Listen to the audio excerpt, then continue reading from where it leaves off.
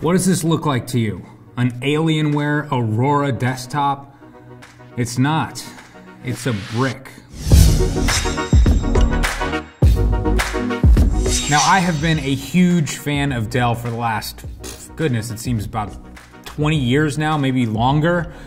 I've probably purchased over 20 Dell computers when it comes to, me as a student, all the way to me as the owner of Fstoppers.com now. I have never received a free computer from Dell. I've never received $1 of advertising money. They've never even sent us a review unit before, but we've done so many posts and videos talking about Dell just because I like the products. I feel like they make good computers for a fair price, and they've treated me really well every time I've had a problem. Well, I have a problem now and they're not treating me well. Here's the story. I decided to reinstall Windows on this machine, wipe it out, start fresh, and I went to Dell's website after I had that fresh install of Windows to download all of the drivers. Dell had a list of every single driver I needed, including a BIOS update.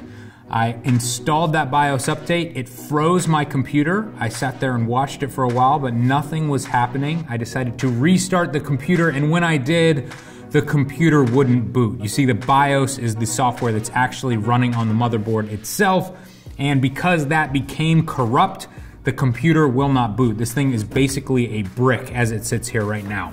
So when this happened, I started researching the problem, and it's actually fairly common, which is a little scary. I've found other people online with this exact same computer, and a similar BIOS update has also bricked their computer. I know for a fact this desktop computer is out of warranty, but I assumed, this was obviously Dell's fault. This is Dell's software that bricked a Dell computer. Obviously, they're going to pay for it. The computer's gonna be down for a week or two, but they're gonna send someone over to replace the motherboard for free, right?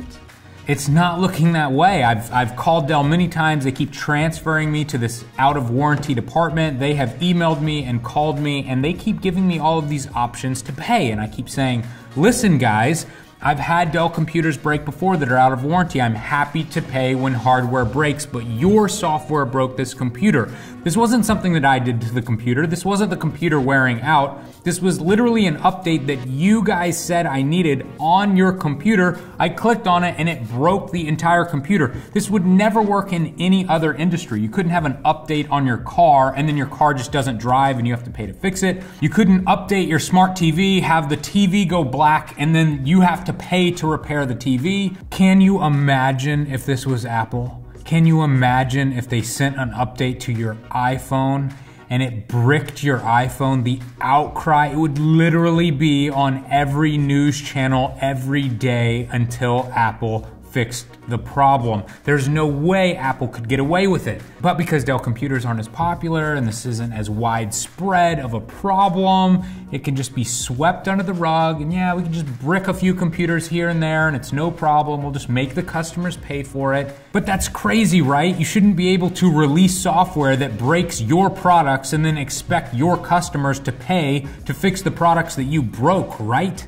Am I crazy? Now, when it comes to buying future computers, I'm leaning towards just building my own from now on. I enjoy it. I feel like I can pick the exact components I want, and then if something breaks, I can fix it myself, and I can easily buy replacement parts. But the problem comes down to laptops. What happens when you need to buy a new laptop? You can't just build your own laptop.